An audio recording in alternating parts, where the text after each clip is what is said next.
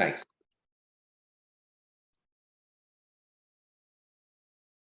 Sorry about that. Aaron, can you hear me? Yes. Oh, Go good. ahead. Sorry, it's been a little bit slow and baby screaming in the background, so I'll try to be brief. Just want to thank everyone who's participating tonight. Looks like we're up to 49 participants thus far, as well as to everyone who participated. We had a great in-person meeting, I believe a couple weeks ago, but hard to keep track of time these days. And really, especially want to thank Aaron and Graham and the entire Fairfax County team, who's put and will continue to put a great deal of effort into this, and to take your feedback and our feedback and help ensure that this is a collaborative process. I also want to thank our planning commissioner, and we'll turn it over to him to say hello, Phil Natelski-Eichner, also the chairman of the planning commission, for his work on this. So let me turn it over to Phil, and I want to thank everyone here again tonight.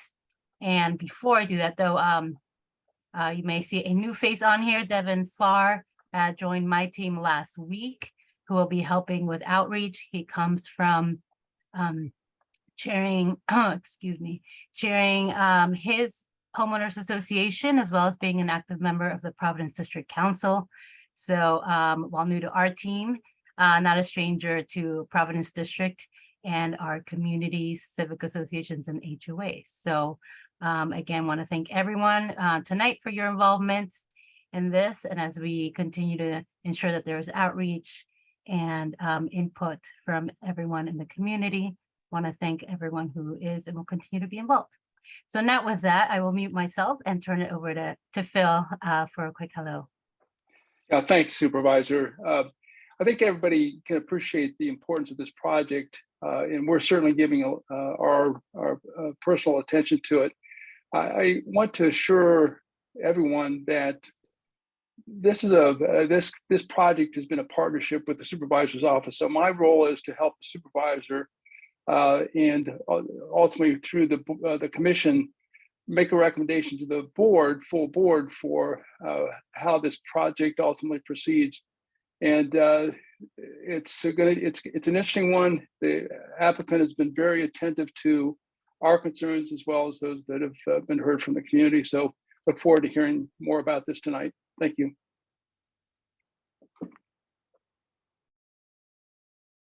Okay, I will try to share my screen here.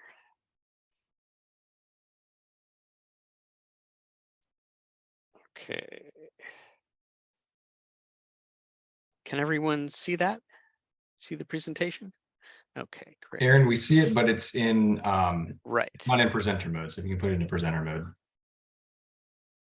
Okay, how's that? Nope. Maybe try to unshare and then try to. How's that? Nope. I would try to unshare first. Okay. And then try to select the screen that you've got where you're displaying it.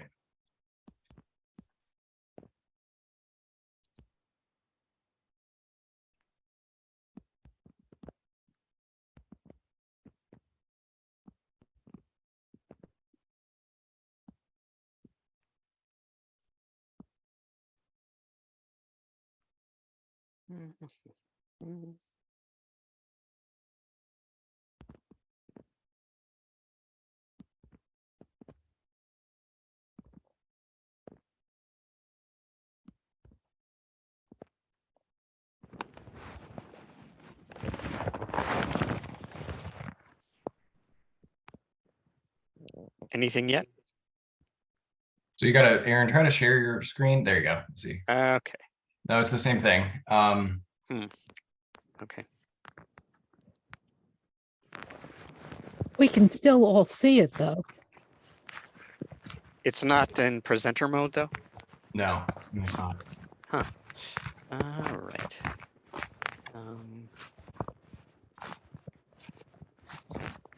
All right. Let's see.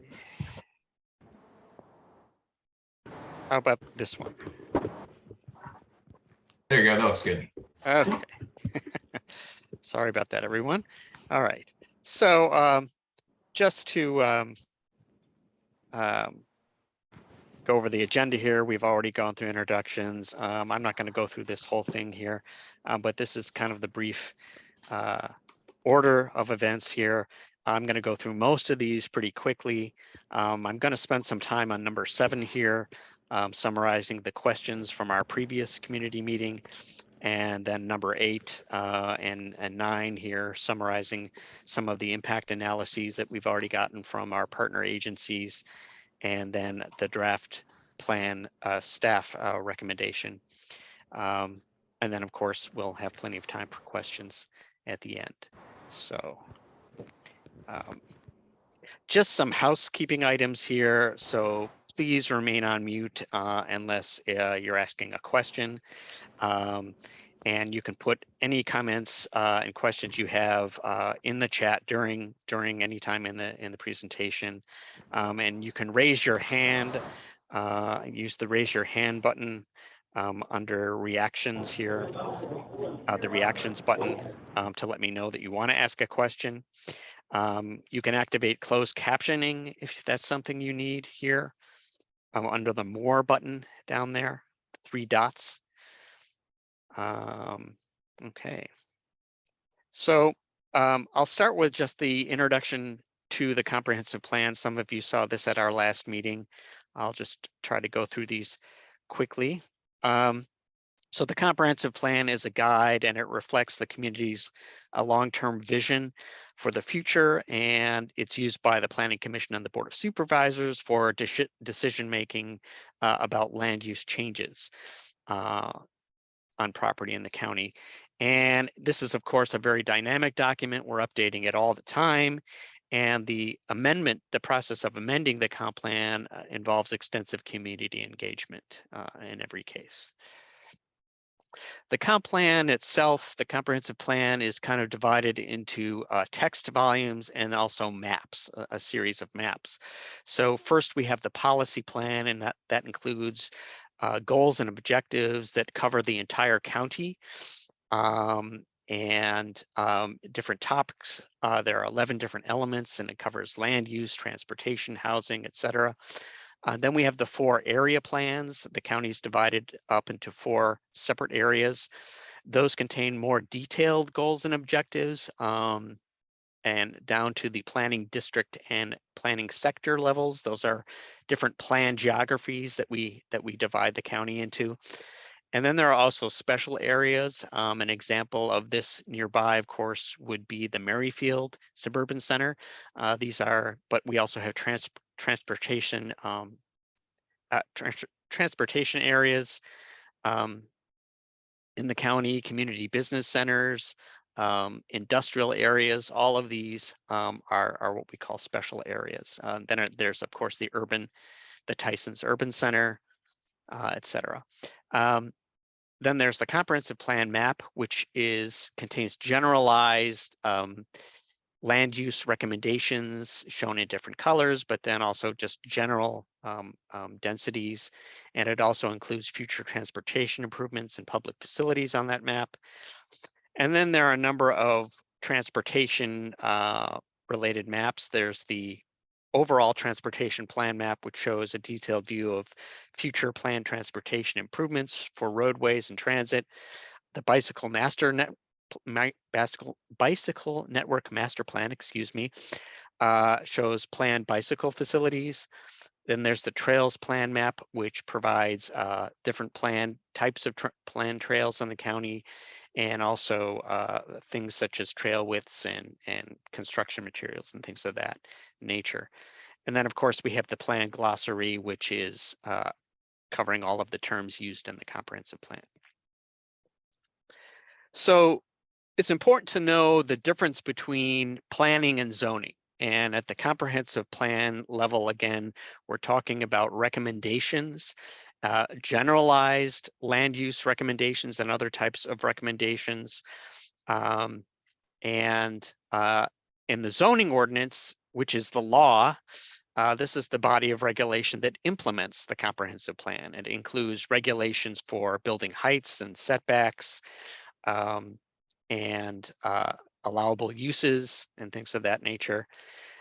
When someone is proposing to rezone their property to a more intense use than the current zoning allows, the zoning proposal is evaluated for conformance with the existing comprehensive plan recommendations. And the same thing for special exception applications. So when there is a comprehensive plan project, the board authorizes this, and this is the date that this particular plan amendment was authorized on in 2021. And there is direction to staff to evaluate certain goals and objectives here. So these are the basic goals, a broader mix of uses than what exists today on the site. And these are some other objectives that staff was directed to evaluate with this plan amendment. Just to locate the site, it's at the southeast quadrant of the intersection of Route 29 and Nutley Street, and it's approximately 25 acres. And the existing shopping center, retail uses, and there's also a Wells Fargo bank on site, an existing gas station canopy, and then there's a vacant bank building here as well. Of course, there's the Micro Center and the Michaels stores. And where the adopted comprehensive plan is concerned, we're in Area 2, and it's the Vienna Planning District and the V1 Lee Community Planning Sector. So I mentioned those before. And the subject area is planned for community retail uses up to a 0.35 FAR. And any new development should respect the adjacent Thompson Cemetery. That's the little blue area here on the map. On Lee Highway. And the plan map designation, which is the more general designation, is for retail and other commercial uses. So this is a concept plan from the property owner, and this is showing the proposed plan development. So up to 585 multifamily residential units. This is the amount of the existing shopping center that will be left over. And then there is ground floor uses in the two larger multifamily buildings. And then there is a new retail use being proposed at the corner of Nutley Street and Route 29. So just to go over the comments that we received from the last community meeting, and I'm just going to, first of all, we've organized these by topic, and then I'm going to try to go over the most pertinent ones, not every single one of these, because we received 49 of these questions and comments. So there were basic, under the land use topic, basic questions about are these apartments going to be for rent or sale? What's the parking ratios? How high will the buildings be, and things of that nature. So the property owner answered most of these questions. These are going to be rental units, 585 units again. This 1.6 spaces per unit is a county zoning standard. The buildings are going to be an average of 5 stories tall, 90 feet, or 85 feet to 90 feet. And the building heights will taper down towards the surrounding uses, especially towards the townhomes to the east of the site. And let's see here. All of the parking, of course, for new residents will be in parking structures within the new buildings. And basically the idea here for doing residential use on the site is that the new residential units will basically support the existing retail uses. So provide a customer base to support those uses. And that's one question that was asked.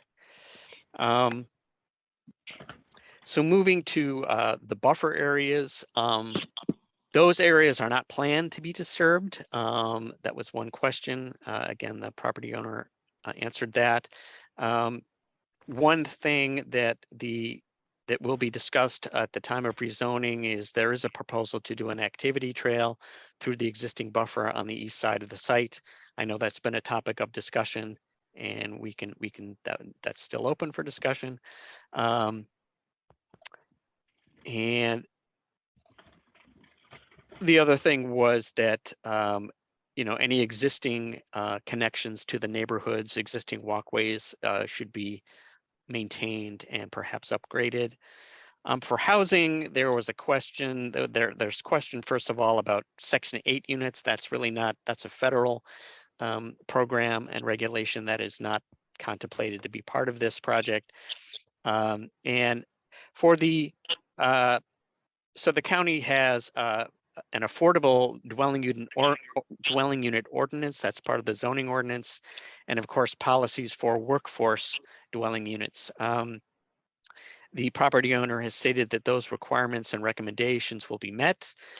Just to go over maybe very quickly the difference between those for the ordinance, for the affordable dwelling unit ordinance, basically that's required for buildings that contain 50 units or more, but there are certain building construction types that are exempt from the requirements of that ordinance, and that may be the case with this project. That's something that can be answered later.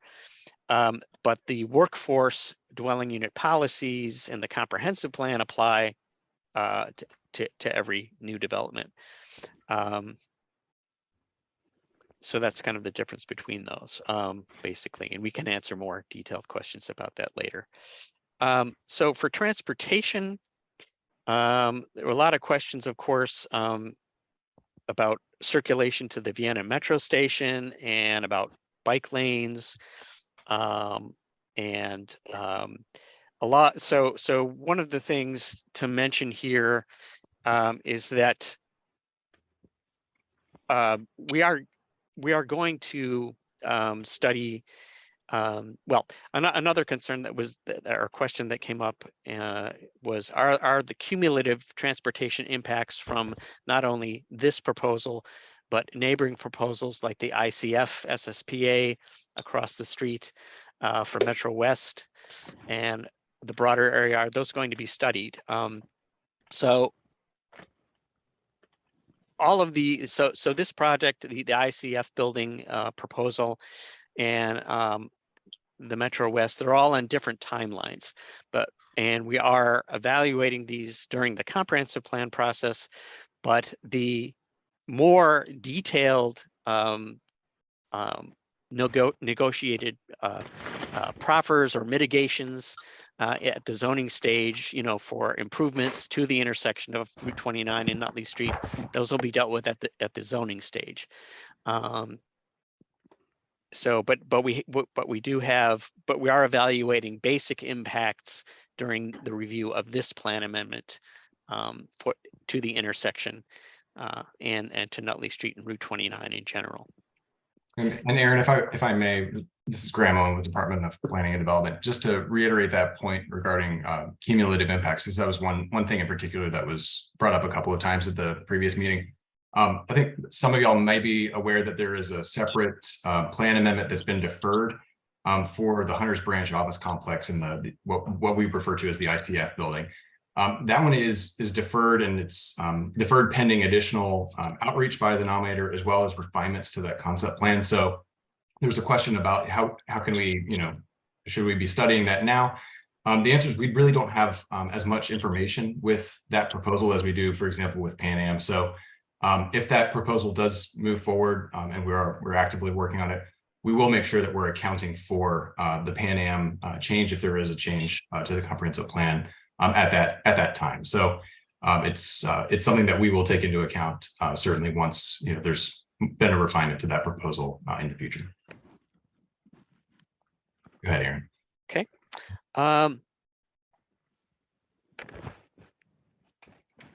So other things that were mentioned was the frequency of buses, that's something that FCDOT says can be studied.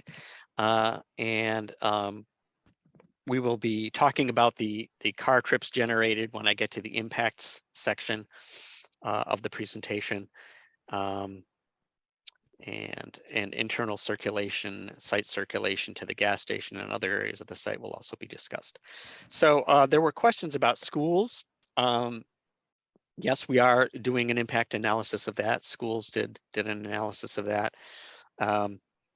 And I'll be sharing that impact with you later on again in that impact section. But just to note that there is a process during the rezoning stage, and also later on, the schools has their own capital improvements plan for different schools, but there are proffers that will be part of the rezoning process to address those needs. General question about stormwater management right now. I mean, everyone knows that there really aren't any modern stormwater management facilities on the site. And so there's questions about is the proposal going to meet the county's current requirements? And basically the property owner did state that they will review all the options that are, in accordance with county stormwater management requirements. So the answer to that question is yes. Some miscellaneous things. There were comments about noise for loading and unloading and trash pickup at the rear of the Safeway building and that whole stick of stores. And the property owner stated that first of all, they would request that residents submit complaints about those, but that also the management team can try to do a better job of enforcing the loading hours, and they'll do some monitoring of those activities in the future to improve that. There are questions about the current leases and which tenants would be staying or leaving. Again, the property owner indicated that that's really, there are no decisions that have been made on that, and I'll let him jump in here if he wants to. But that's a subject of ongoing review. That's really part of their purview. And there was one last question about, I guess there was a discussion in the past with Safeway about community meeting space for HOA gatherings and other types of gatherings. And the property owner stated that they're willing to work with the community to provide some new space on that front. All right, so now I'll go over the impacts analyses that we've received from our partner agencies so far. So the first here is for transportation. So what we do during the comprehensive planning process is we compared the trips that the new proposal would generate against the current recommendations in the comprehensive plan. And so with that analysis here, this would generate 803 more trips. Well, I'm sorry, 4,200 trips less than the current comprehensive plan. And we also compare it to existing development, but that's more part, I believe, of the zoning transportation analysis. But anyway, I put that number in here too. Again, for the 585 units, Parks has estimated that this will generate a need for 2.2 acres of urban park space. And the school's impacts here is that 85 new students would be generated from the proposed development. And here's the breakdown between the different levels here. Jackson Middle School and Fairhill Elementary School are under capacity, so there are not projected to be problems with capacity from the proposal with those schools. Falls Church High School is currently over capacity. And basically this note here is these are the ways that that schools addresses issues of overcapacity. So renovations, new instructional spaces, reorientation of programs, things of that nature.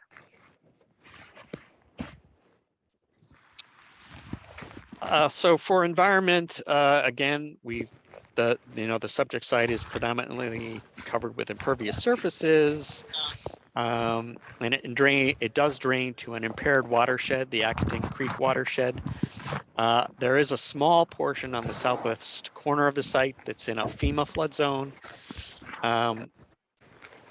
And there are anticipated to be transportation related noise impacts on the site. Real quick, Aaron, Yep. we're getting a little bit of interference from Ann as well as from a caller that's calling in by phone. If we could just, if you don't mind, please mute yourselves unless we're ready to speak. Ann Reckner, we're getting some feedback from your call. Okay, I'll try to chat her, Aaron.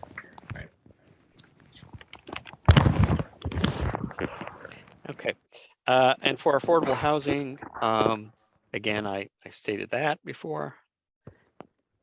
So again, these are the considerations that we went over at the last meeting that staff has that staff had at this point before we got those impacts from our partner agencies. Again, this is a suburban neighborhood, but it is right next to the Vienna Transit Station area. Again, provision of urban parks is a concern and compatible transitions to adjacent properties.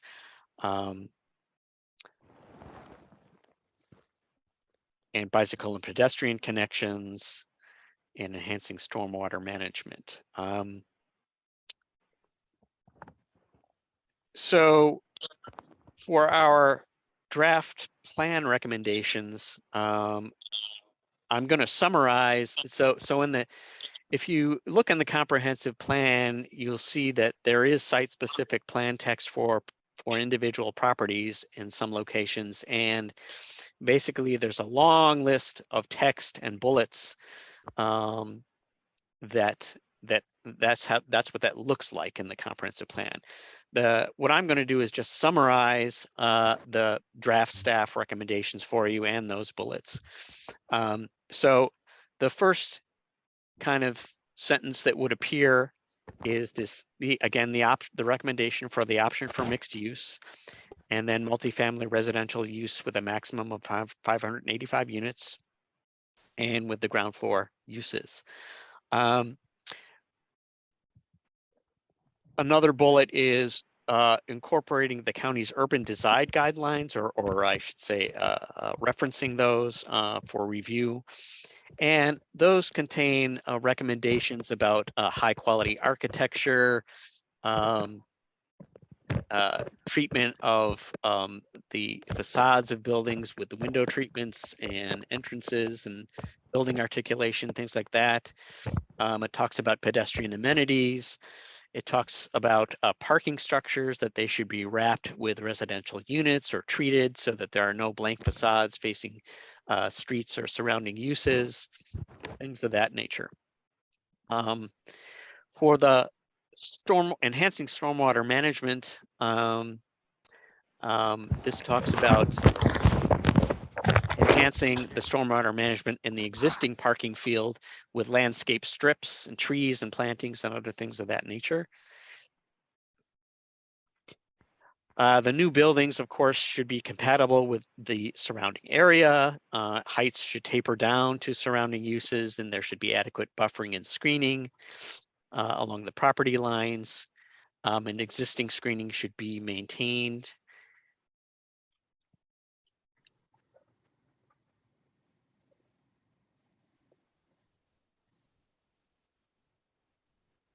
And then the new development should be designed in logical blocks that are pedestrian friendly and bicycle friendly.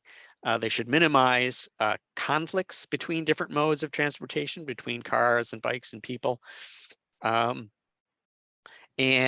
that there is an existing, interparcel connection with the apartments to the south. So the recommendation there is that should be that should be maintained, but that will take, that's a matter really of negotiation between the two property owners. Existing pedestrian connection to the surrounding neighborhood should be maintained and enhanced through appropriate things like paving and lighting, and so on. Another county framework that that should guide the recommendations here is the urban parks framework. So this calls for connected, well-designed, publicly accessible urban parks to create a sense of place and providing recreational opportunities for residents and visitors, and providing amenities within the parks. And also another recommendation here is for additional landscaping and pedestrian amenities, and creating some type of north-south pedestrian connection from Route 29 to the south end of the site to the new multifamily buildings. Again, compliance with the county's affordable and workforce housing regulations and policies. That a combined bicycle and pedestrian facility should be installed on the east side of Nutley Street, and that a new bus shelter or upgraded bus shelters should be installed on Route 29 and Nutley Street.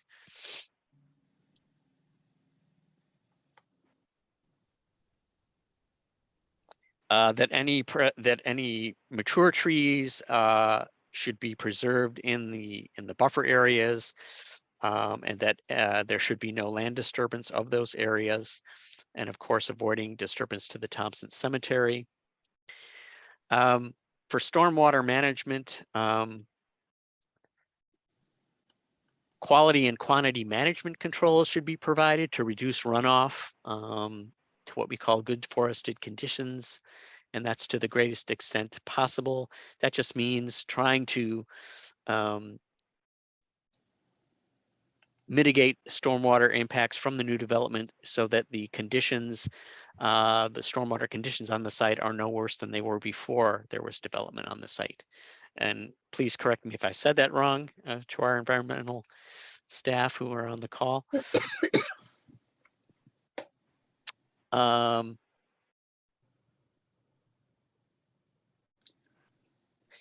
then the last thing also is there was a recommendation, and this will be further explored in detail at the rezoning stage, but to do some kind of survey to make sure that there's no disturbance to the Thompson Cemetery, and to verify whether there are any remains that are beneath the adjacent parking areas.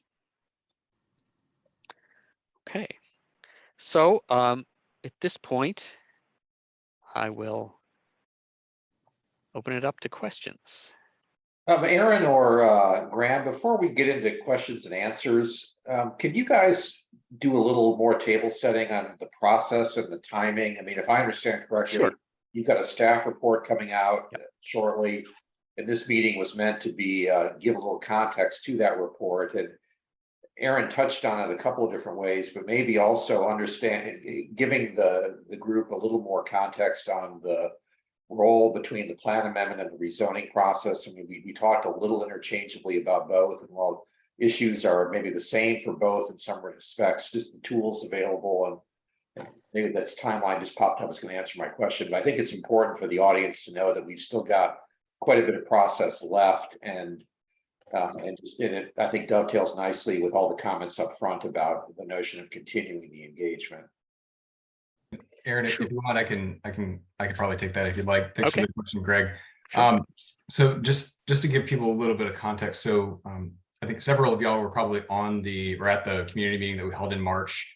That was held at the site, where we kind of went over a similar presentation, but we hadn't had the chance to really provide draft staff recommendations. So we're holding the second community meeting tonight, and this is in advance of the publication of our staff report. So for those of you that are familiar with our planning process, what we typically do is provide a staff report that contains the impact analysis that Aaron went over, summarizes the issues that are pertinent to the site in terms of contemplating whether a change to the comprehensive plan is appropriate or not and is recommended or not.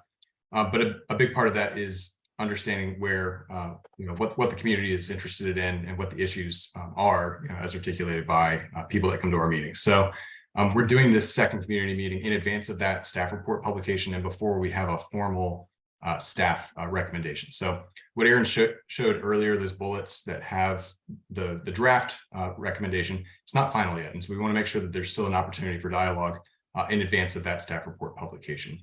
But we are looking to publish that staff report in about 2 weeks, so on June the 7th. And that's in advance of a planning commission public hearing, which would take place later on in June on the 28th. And then eventually we also have a Board of Supervisors public hearing scheduled for the last board meeting in July, which is July the 25th. Those two hearings, those are an opportunity to provide testimony and comment on the plan amendment. So I think that's one thing that Greg was mentioning is kind of distinguishing between the planning work and then the zoning. So right now, this is the plan amendment timeline. This is not the timeline for the rezoning application. There is a concurrent application, but it's not going to be going to the planning commission or to the board on the same dates. This is kind of the first step, so to speak. And the plan amendment's really intended to address kind of broad stroke issues. So looking at land use density, intensity, looking at the kinds of things that are that would be important in terms of the staff and stakeholders such as the planning commission and board in determining whether or not generally a change in terms of county policy as it relates to site specific guidance is warranted or not. It's a lot of the details as a result are deferred to once we have a little bit more information about what the developer is wanting to do. And those are the kinds of things that you would see in a rezoning package. So you won't get all the answers probably about every aspect of the site today, but that's by design. What we're here to do is talk about planning, which is general, and again policy, as Aaron indicated earlier. So there's a lot more details to work out, but there is a process for that, and that follows this plan amendment timeline. So I just want to let people know, this is the beginning. It's intended to be broad stroke. But it's not the only opportunity to weigh in and provide comments on this application and this proposal. All right. Okay, thanks, Graham. So again, please use the raise your hand function. That's just down on the reactions button if you want to ask a question. And then I'll try to unmute you in order to do that. And then I guess there are also questions in the chat and the Q&A. We'll try to get to those as well. So the first person I see here is Fran. So let's see here. I think I've unmuted. Okay, Fran, go ahead. Okay, good evening, everyone. My first question has to do with the statement that this project has a maximum of 585 residential units. But that does not include the workforce units. Is that correct? Hi, Fran. Yeah, that is correct. So, so it's not, the 585 is not the maximum. It would be 585 plus an additional 8% at the max, which would be available for the use of density bonus units. So the WDUs, workforce dwelling units, those are included in the 585. But for those of you that are not familiar with kind of the way that inclusionary zoning works, the county recommends that you have workforce dwelling units, which are set aside and specifically set aside in terms of their rents for people that earn and households that earn 80% of the area median income and below. So they're restricted in terms of the rents that can be charged for those specific units. The county-wide policy is for 8% of units in a development of this type to be set aside as affordable, or in this case, workforce housing units. So in exchange for providing those affordable units, the county does allow a developer to use what's called density bonus. And so in this case, you'd have the ability to get some additional amount. It's not an unlimited amount of units, but it's about 8% that you get on top of 585 at the absolute maximum. Okay, so at the, what are we talking about? 640 something units? Roughly? Roughly, I can do the math. just Well, as- you don't have to answer that right now, but I'm trying to get a handle on what it is we're talking about as far as the maximum number goes. The second question relates to parking, the 1.6 spaces. Is that based on the future parking reimagined zoning ordinance, or is it based on today's zoning ordinance? That's today's zoning ordinance. That's today's zoning ordinance. Okay, and do you think that this new zoning ordinance will come into play prior to your submission of a rezoning application?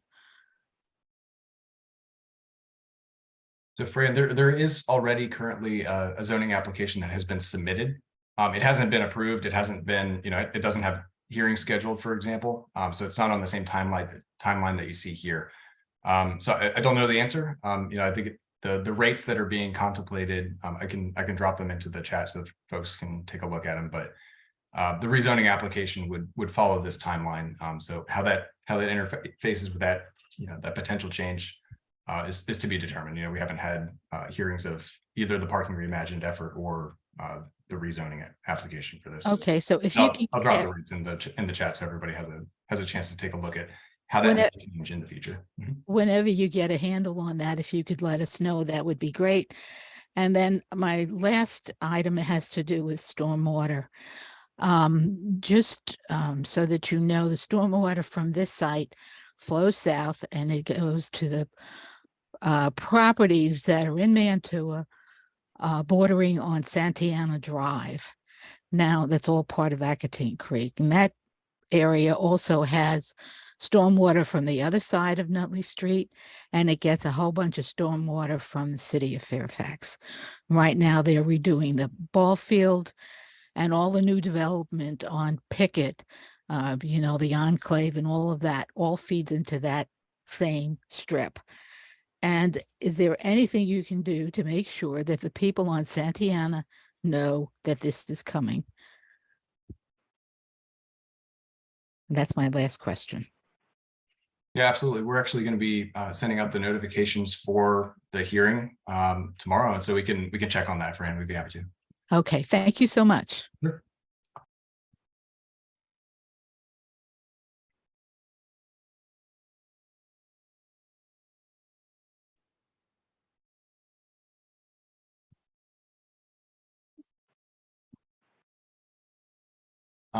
Rose, do you want to go next? I, like Fran, have a couple of questions. I will continue with what Fran said about the 1.6 parking spaces. Our concern, I live directly behind Pan Am Shopping Center, and we now have where the apartments are parking their cars on Covington Street. So our concern is that you're allowing 1.6 parking spots, which means most people will have probably 2 cars, maybe more, and then they're going to be parking on Covington Street. How do we avoid that?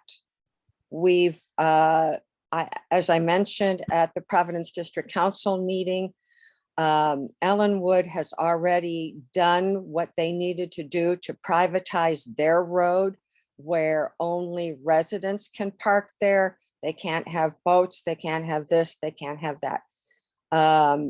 I live in Hampton Commons. Like I mentioned, it's directly behind the shopping center. So I am concerned, as a number of our residents are concerned, about the potential of having people parking from not only the apartment buildings, but from this new 600 plus apartment building. And how is that going to be rectified? Yeah, thank you, Rose. A couple thoughts. The first is just kind of more globally. The county does have a residential permit parking district program that helps existing neighborhoods if they have if they are having parking problems. So I'll drop a link into the chat for you here to that, so you can get in touch with the right folks regarding kind of that existing issue. The thing I would mention is that with regards to the plan amendment, the comprehensive plan doesn't set out minimum rates for parking. That's 100% a zoning thing. So we appreciate the comment. I would just mention that that's something that is absolutely dealt with at the time of the rezoning application. So it's not something we get into as a part of the comprehensive plan, but we do appreciate the comment. And I would just say, as you follow this proposal, that is, the kind of thing that should be brought up as part of the rezoning application if you think that it's germane to you and to your neighborhood.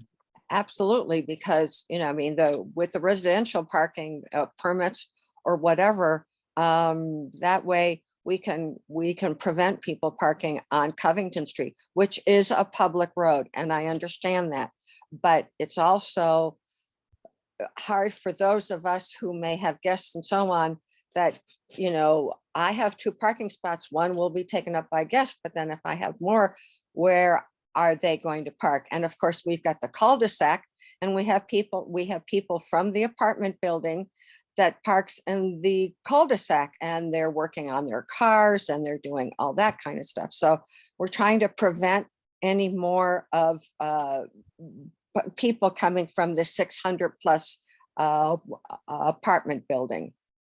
Okay, my next question is, I saw that you are going to have a pool on the roof. Is that correct? Of the apartment building? Greg or Mark or Mike, one of y'all have a sense? I would just say, Mike Vanetta, land use planner with McGuire Woods, that level of detail for the specific buildings has not been designed yet. So we, we'll have certainly, public park spaces, we'll have internal courtyards, but we don't know what those specific amenities will be yet. Well, it shows on one of your plans that there's going to be a pool up on top of the roof. I'm just saying.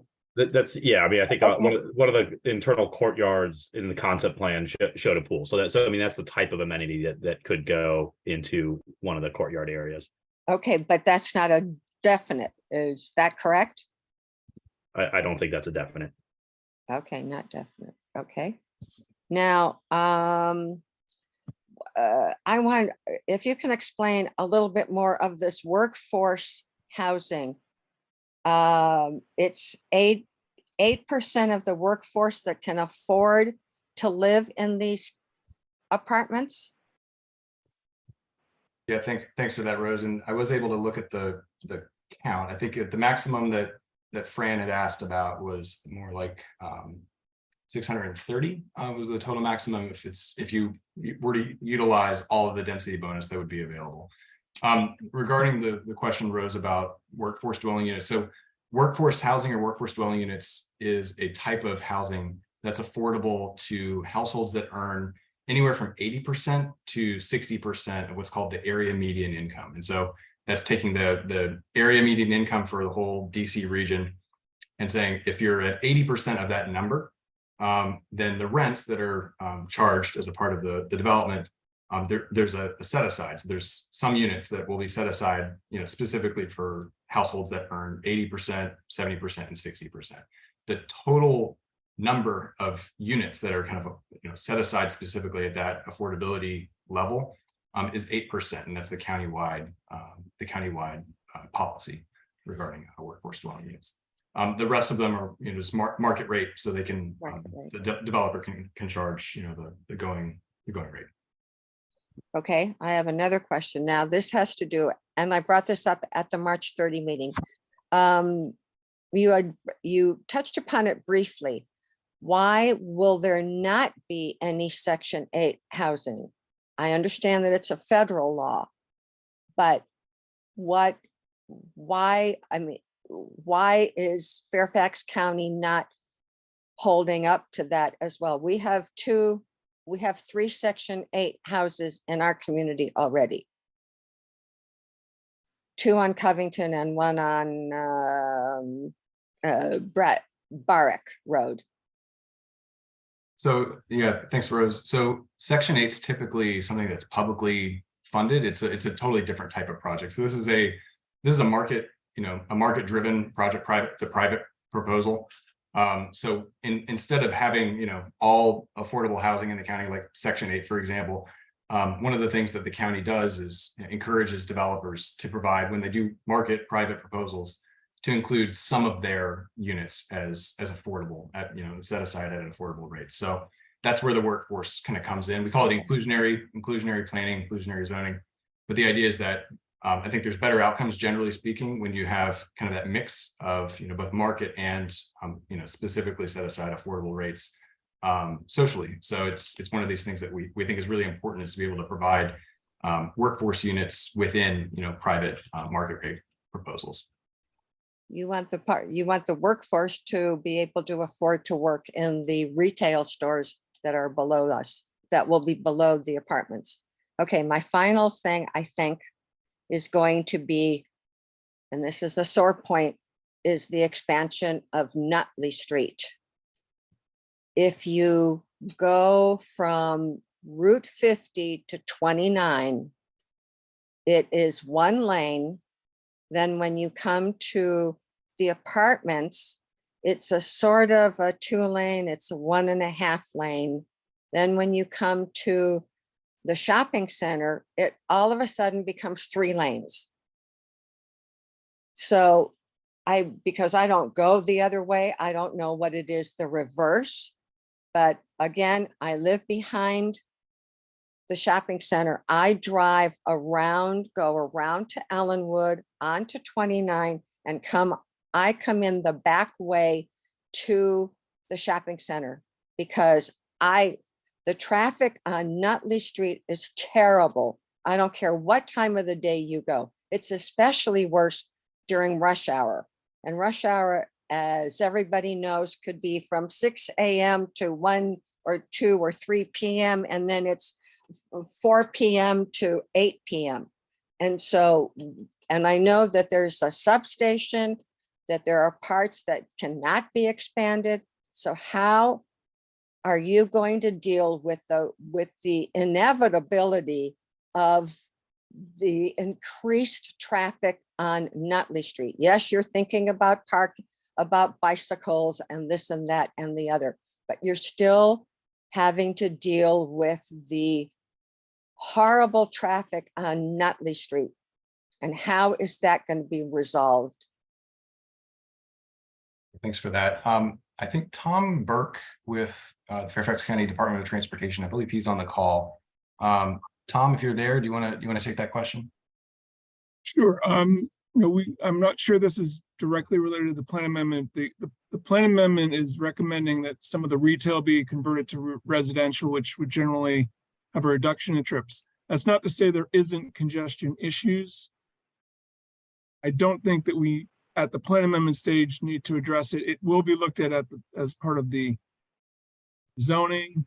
And I think it just in general, that's something that we, the county and VDOT, would have to keep an eye on. And the roadway and the intersection has evolved over time, and it might need to continue to evolve.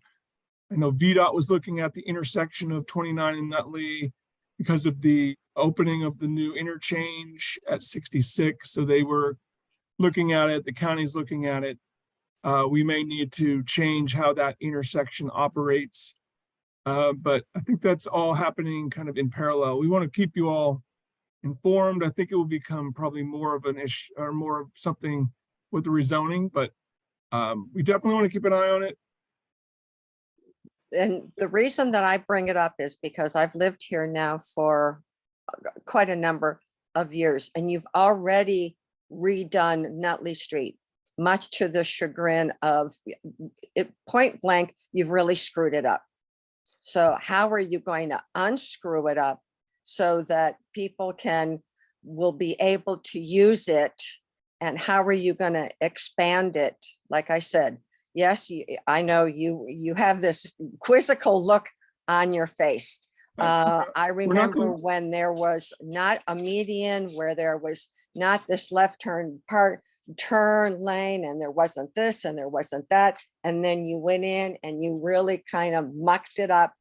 So I am hoping that when you revisit this, that you will do a better job of making sure that Nutley between 29 and 50 is more accessible to people who live in my community, to live in Hampton Commons, who live in Covington, who live in the apartment buildings, and who will now live in the 630 apartments that are being proposed. As far as I know, we do not have plans to expand it.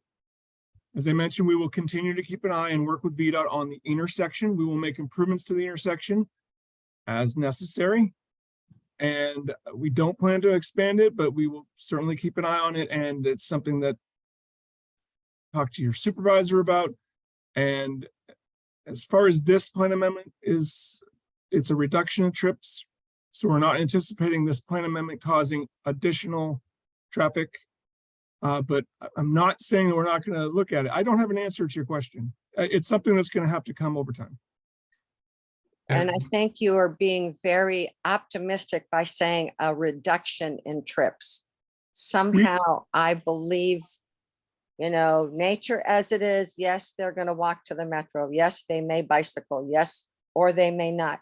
You're still going to have the cars going back and forth. So the reduction of trips, I personally don't think that's going to happen, but Retail is a higher generator than the residential. So when you remove the retail and you add a lower generation of residential, you have a net decrease. But I understand what you're saying, but it's the retail that they're dropping is going to be a bigger reduction in trips than the residential that they're adding. well, I'm just going to bring up, and I apologize for taking up so much time. If you leave Micro Center, which is in my opinion, the money maker of this development here, and if you leave the Safeway, if you leave the CVS, these are things that are close by that people can walk to, people drive to, and so on. There's a Giant up the street. There's no other pharmacy. There's pharmacies someplace else, but this is where a lot of people, especially in this area, that they use. So again, I don't see the reduction, but hopefully that will be the case. And I thank you for you all listening to me. Thank you for all your answers. No, we appreciate the question, Rose. One thing I will note is Nutley Street. One of the things that we are, as Aaron indicated, are contemplating as a part of our draft recommendations are improvements to the bicycle and pedestrian facilities that are on Nutley Street. Because one of the things that we are trying to do as a part of this plan amendment, we see the opportunity for this proposal to do is to really create a sense of place at the Pan Am Shopping Center, so that you can have the type of environment where people are going to be encouraged to walk there and to bike there, not just drive there. And so part of that is making it into a place that's more multimodal, where people are encouraged to do those kinds of activities. So we do have recommendations in our draft recommendations that kind of speak to new facility types to try to encourage more biking, more walking, because we think that all things being equal, if people do live in the neighborhood, we want them to be able to, if they're able to, use those other modes of transportation rather than just driving. Okay, Graham, one more thing, and again, I will try to keep this short. If you start doing bicycle lanes on Nutley Street, you will now have cut down the road that cars can use. No, It's sure. already bad. So if you do that, it's going to be even worse. Understood. And we're actually thinking about something off street. So it wouldn't be Okay. a lane, it'd be a separate facility. And again, thank you very much for hearing me out. Yep, no problem. Thank you. Thanks for the questions. I think next up next on the list I have Aaron Schwartz. Hi, my name's Claire. I'm here with my husband, Aaron. We live on Covington in a townhouse directly behind the easement connecting the path to the Micro Center parking lot.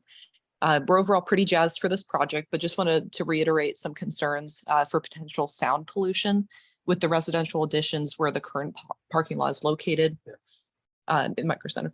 So just an example, every few months, there's one car, it's likely a teenager who does donuts in the Micro Center parking lot. It's right in front of the tree line where the addition of units will be. But just that one car zooming around can awaken folks in the townhomes on the side facing the parking lot. And unfortunately, it's usually about 1 a.m. But naturally, we're worried about the development in this sense, buildings being closer to the townhomes, more people equals more sound typically. So just wanted to put it out there, especially with the design or structural development considerations on ways to try to limit sound pollution. So not necessarily a question, but just wanted to put it out there for the future progression. Thank you for that. I really appreciate it. And yeah, I think we'll have some text regarding noise impacts and making sure that those are mitigated in the plan, but that would be something to, kind of look at as a part of the rezoning. So thank you for the question, comment rather. Next we have Jane Ellen. Jane Ellen. Hi, thanks for taking my question. First, I think there's a lot of really good and positive features to the proposal. I love the idea of the open space, the green space, the park, the idea of community, the mixed use. And I think many of us here know that our county does need more housing. And so this is really great. I just had a comment along with Rose about parking, but maybe just a little bit of a different take on it. I'm familiar, I had a client who sold a condo over at East Market 2 at Fair Lakes. And there, the big complaint that she had was parking. And she had a garage, a 1-car garage and a driveway. So she had in her 2-bedroom condo, she had room for 2 cars. And she said it was just such a problem and something, it was really a negative she found for living in that neighborhood. So, if she wanted to have friends over, a group, I mean, 1 car could go over there and there was very little visitor parking. So how does this relate to this, this community? With 1.6 parking spaces, I mean, technically a 2-bedroom unit can have 4 adults living there. And I really think that at least 2 people, or even if it's a couple, they're probably going to want to have a car. And I realize the whole thing about being close to the metro and access to bus lines and really the focus on public transportation. But for example, in the apartments, so many people there, they're contractors, they need their cars. And I think that, if it's teachers, for example, they're going to need cars to get to work, or just workers in general, or folks who are new here. And so I really think it's short-sighted. I realize you're following the county guidelines, but I think it's going to put a lot, it's going to, I think, be a real negative with that, with the community. And again, I'm all for public transportation, and I think that's wonderful, but I don't know if this is practical.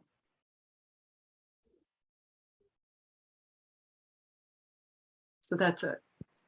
Well, thank you for the comment, Jane. I appreciate it. And it is something that, the rates for parking are set by the zoning ordinance. It is something that, is looked at as a part of the zoning application. So would encourage you to follow along as this process proceeds. So we don't get into it as a part of the comprehensive plan amendment. We're setting kind of general land use policy, but we do appreciate the comment, and we'll take a look at that, as a part of the zoning application. So thank you. Next is Howard Albers. Go ahead, Howard. Good evening. I just wanted to confirm that there was a change since the March 30th meeting concerning the shared use path along the east side of Nutley Street. At one time, it was an on-road facility. Now am I hearing that it's going to go from Route 29 all the way down to the apartments? Is that correct? That's Yes. correct. Yes, so the plan recommendations that we're drafting do include language about an off-street shared use facility for bikes and peds. So this is, you know, outside of the curb. And that would be from the intersection of 29 and Nutley down to the apartments. That's correct. One of your principles was to avoid conflicts between pedestrians and bicyclists and cars. How is that going to be accomplished with your intersections into the shopping center? Yeah, it's a great question. I think we are actually also looking at including language specifically about safety and specifically about avoiding conflict points. But maybe I could turn it over to Greg or to Mike or Mark to talk about, you know, their proposal and specifically looking at kind of the Nutley frontage in particular. Do y'all want to, you know, give a little bit more information about kind of the intersections? I think I can start. I mean, I think the short answer is we're still looking at that.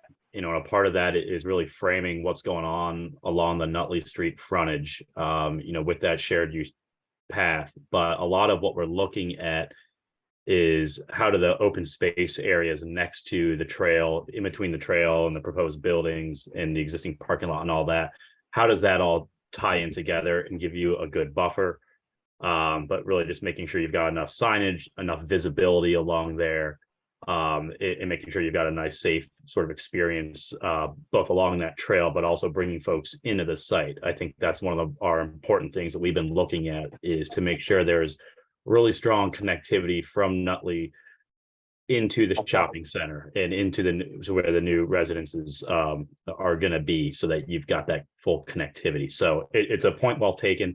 You know, we'll continue to look at that. But I think we've got some good ideas as to how, just by design, through the grade, and making sure we've got good visibility and some landscape buffers, that you've got a good, safe experience that mitigates any conflicts. It'll be interesting to see how you have a handicap accessible slope going up those steep hills with those large trees that you said you did not want to cut down trees unnecessarily. So I'll be looking for your information in the staff report. Thank you. Absolutely. Thank you.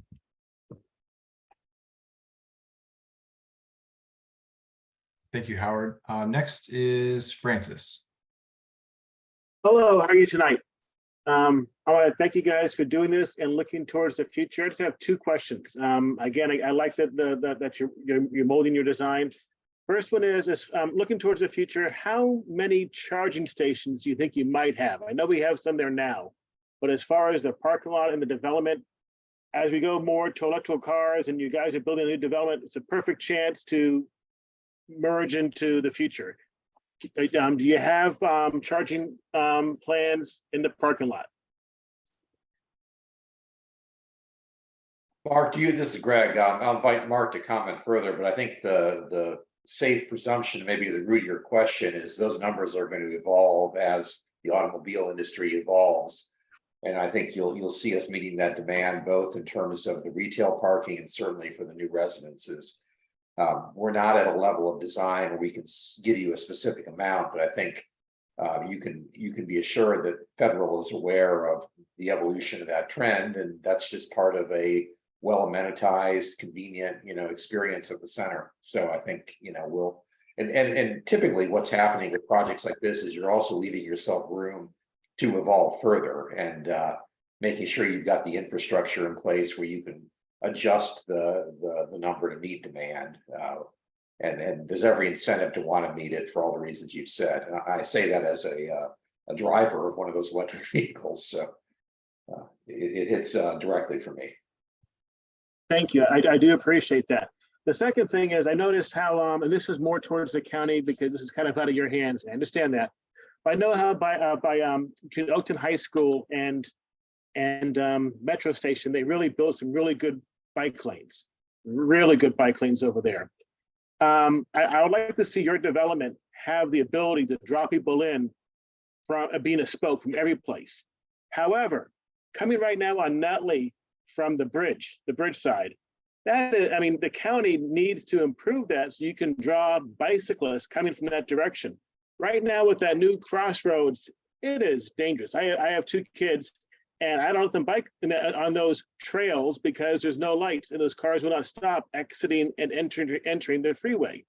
You're losing a lot of customers, cyclists from Oakton High School, let's say, or other places who want to come to the plaza because that's going to be an attraction, being new and everything. The county needs to somehow make it safe that you can approach it from all directions, not just from one direction. And again, I know that's not, I'm just bringing this up because I think the county has to be involved, because I think for your success, I would like to see you attract people from all 4 directions, not just 2 or 3. Oh, we appreciate that, Francis. And we'll mention that on kitty corner to this site is a site that I mentioned earlier, which is the Hunters Branch office complex, also known as the ICF building. I call it the ICF building. But we are going to be working in the future, not now. We don't have a plan to work on it yet, but we do have on our work program, which is just our list of planning studies, a site-specific amendment to look at that site in particular, which will allow us to look at, what's the right type of pedestrian and bicycle facilities, specifically on the northern side of Nutley. So there'll be an opportunity in the future to look at that and to provide recommendations if there is a need for updated guidance as a part of that planning study. And it'd be something, given that this is directly across from this site, we'll be making sure that we're kind of coordinating efforts with regards to those facilities as well. Because I think one of the key kind of important things about this plan amendment is how close it is to Vienna, and being able to encourage people to get across that intersection, hopefully on all 4 legs, in the future, is a big thing. So we appreciate the comment, and I think we'll be definitely looking at it both as a part of this, but then also in the future with that separate site-specific amendment for Hunters Branch.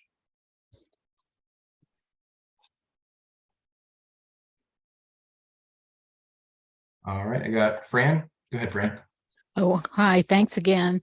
In the original motion that was passed by the Board of Supervisors, it says to create meaningful open spaces. That's an interesting statement. I think it means different things to different people. I don't see meaningful open spaces. Tell me what you see. Yeah, thanks, Fran. I think one of the things that's important for at the planning level is ensuring that there is a provision of urban parks. So in terms of meaningful open spaces, I think there's kind of 2 parts. One is what's going on in the sections of the site that aren't slated for development.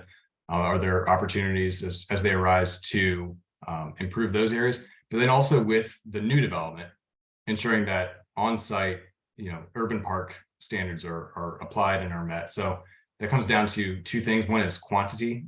So looking at the specific kind of acreage that's generated by the amendment and by the proposed use, but then also looking at the quality of those spaces. So I don't know, Mike or Greg or Mark, if you want to talk a little bit more detail about what you have contemplated for those spaces. But Fran, it's one thing that we are really interested in is looking at urban parks and having the provision of those urban park spaces on this particular site. And this would be open to the public?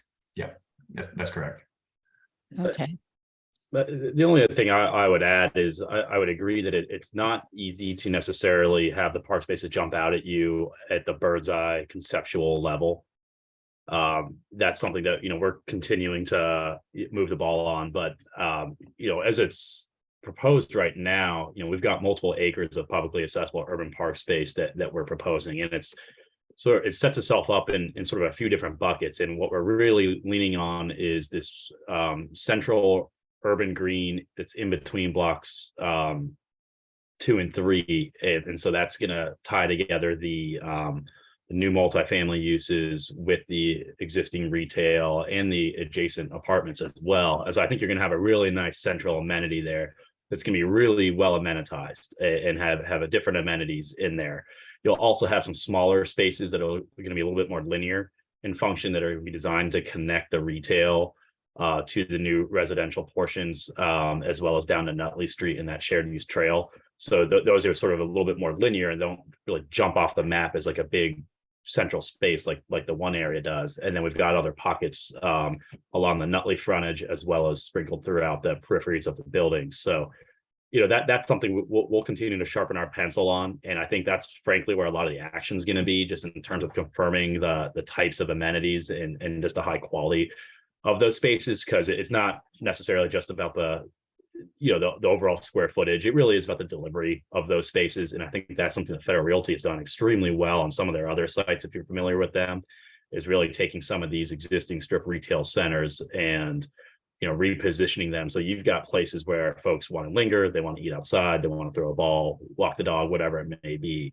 Those are the sorts of things I think can really, tie all this together. So again, your point's well taken as well, and we'll continue to look at that. Okay, thank you. And one last question, and that's sewer capacity. Do you currently have sewer capacity, or do you have to do something with the infrastructure in that area? Fran, I can answer that question. So in the reviews we got from wastewater management and Fairfax Water for water service, they both said that the existing capacities are enough to serve the proposed development. So they did say that if it were to go denser than what's being proposed, then there might be need for upgrades, but there is enough capacity on both fronts to serve the proposal. Would you consider putting some funds into a maintenance package so that as this area keeps growing, that the sewer capacity can be enhanced rather than it being dumped on the citizens in the area? Because that's the plan right now. Just trying to protect my pocketbook.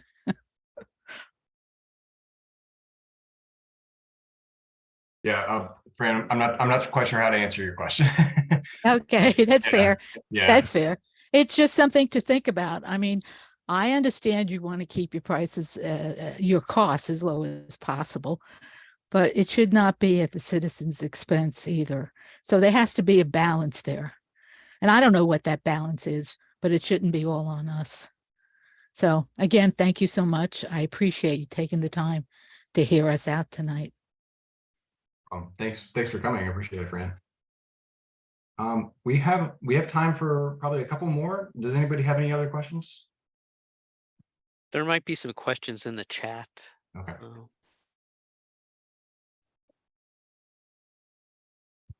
See, got a couple here. I wish we would build a couple of townhouses rather than apartments to solve issues of congestion. It's just a comment. Let's see here. One question, this might be for Mike. What will be the price range for the apartments? Graham, it's Greg. It's actually too soon to be able to project that, but I think taking the collective comments together, it will be a quality, well amenitized community. And I think as we get into the rezoning level of detail, that will continue to be fleshed out. But we're just the lead times and the amount of process left aren't in a position to project at this point.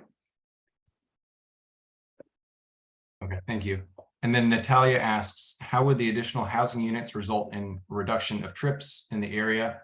And then Pan Am neighbors can respond to that saying it wouldn't. The earlier slide notes, it would result in over 800 additional trips than at present. So that's correct. So there's two questions that we ask at the comprehensive planning stage. One is to compare what is the plan potential under the adopted comprehensive plans recommendations. And that has a specific square footage that can be developed under the current comprehensive plan today. That's actually far greater than what's out there today. So we look at that. We look at the adopted plan versus what's proposed. And that's where you see that reduction in daily trips, comparing retail, which is a much greater generator, to residential. But it does result in about 800 more trips today compared to existing conditions on the ground. So it's kind of a nuanced answer. You have to look at both the plan potential to the proposed plan and then also existing conditions to the plan, to the proposed plan.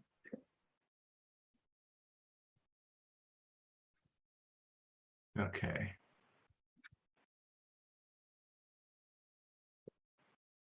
All right. And any other questions?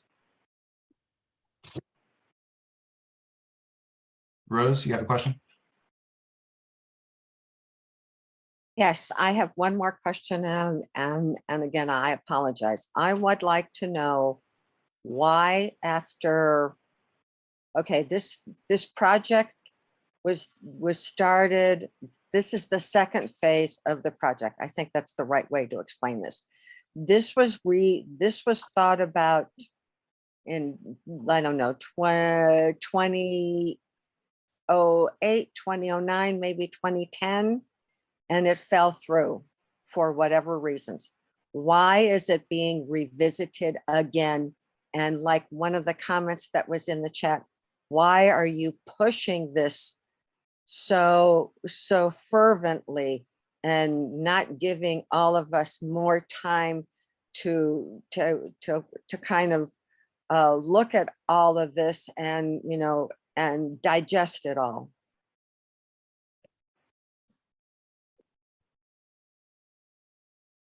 Thanks for the question, Rose. So I will mention the board did authorize this amendment over 2 years ago. So it's been in the works in terms of a plan amendment for about 2 years at this point. With regards to kind of the more kind of the timeframe that you see right here, for example, that's on the slide.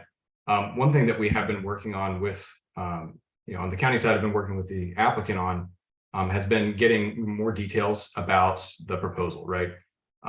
And one of the things that we've kind of come to realize is that with the level of details that we have with the rezoning, while there are still things to be worked out, that we're comfortable at this point, given what they've shown us, as well as with the impacts that we've analyzed, to be able to move forward with a recommendation for the plan amendment. It's not the only step though. And so I think I mentioned that earlier, that this is the plan amendment timeline. It's not for the actual development application. So what you see here on July the 25th, if that date holds, that would be when the board adopts the new comprehensive plan, but it's not when the development application would be approved. That would happen in the future, but it would only happen after this plan amendment timeline. So there's still plenty of opportunities to weigh in as a part of this. Again, the plan amendment timeline has actually been on for about 2 years. So it's been very much something that we've been working on for a good long while now. And we're comfortable and confident that it's in the right direction on the staff end to move forward at this time. Well, I do know that within the last year, we have been contacted, but if you guys have been working on this for 2 years, and this is kind of where you are, why weren't we not told about this 2 years ago, or at least somebody, hinting to us that this was going to be happening? And as I said, this is the second install, if you will, as to why you're doing this. So what happened, what stalled it from there, and why I would say the emergency, the necessity of doing this, and having the feeling of it's being kind of pushed through. I think frankly, we're waiting for more details from the zoning application. And so we have those additional details. And so as a result, I think we feel confident in a plan amendment moving forward at this time. But it's one of those things where, sometimes you do need additional details for site-specific changes to the comp plan. So we feel confident, given the level of detail that we've seen thus far, that that our recommendation on the plan amendment is appropriate.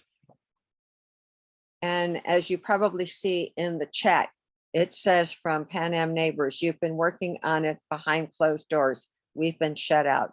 And we kind of feel that way too, but. Okay.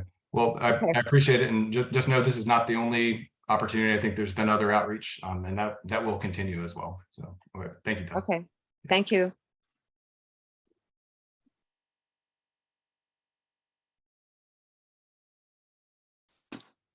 All right. Well, unless there are any other, Nigel, go ahead, Nigel.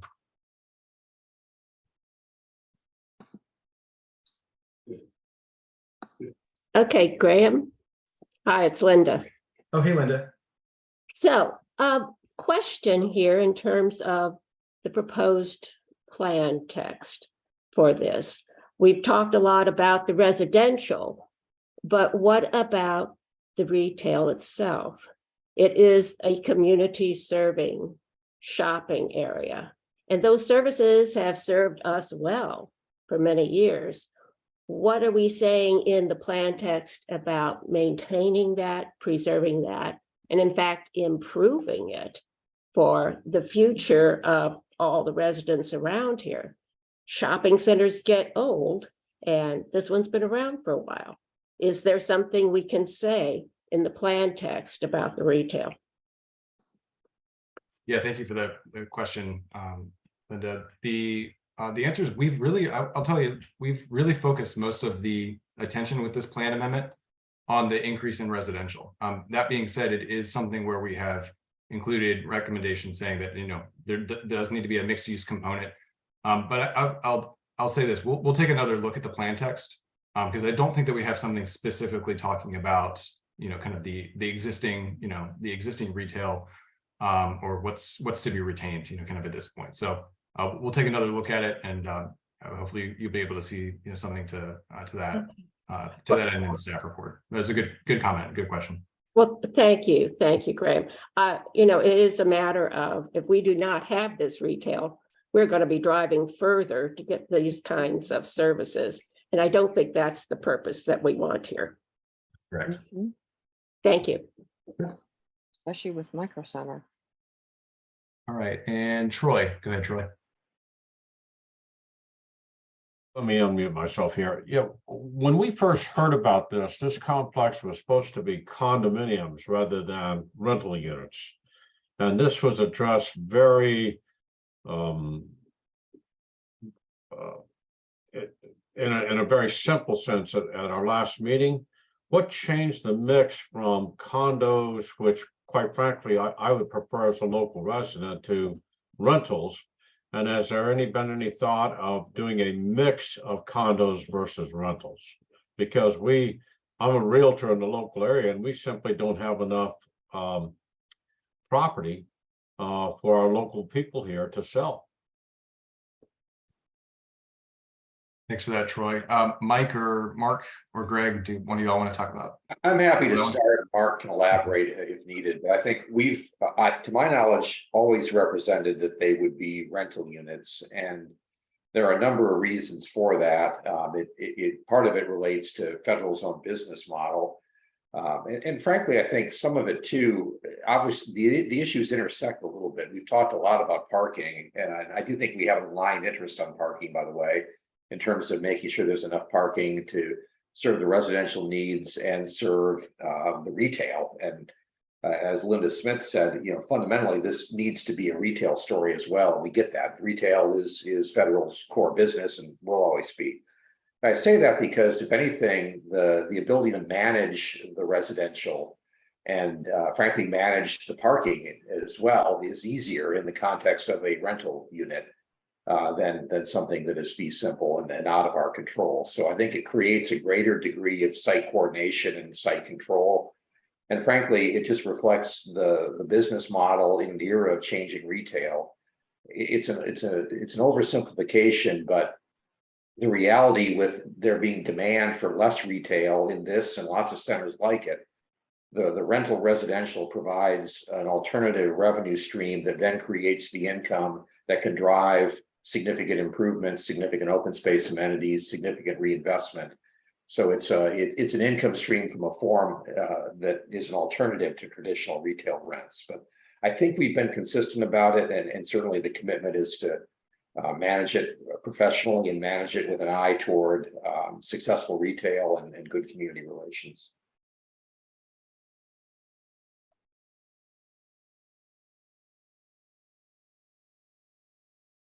Thank you for that answer.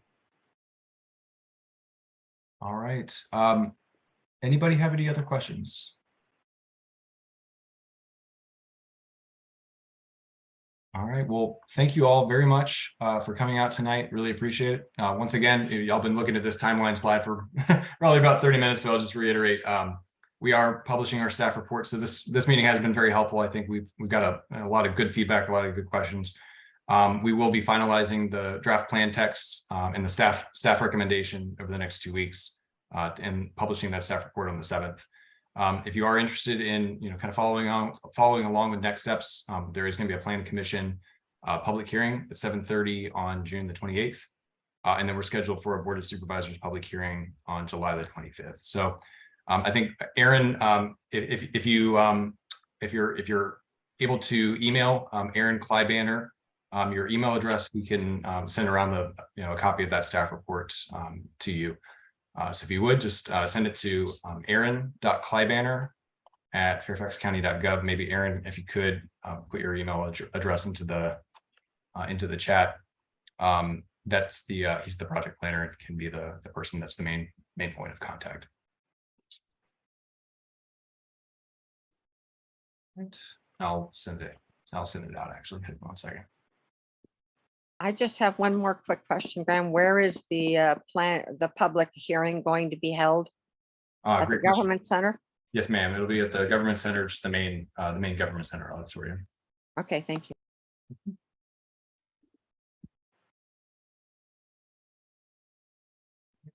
Well, we just dropped it into the chat. That's Aaron's email address. If you have any questions, feel free to follow up with him.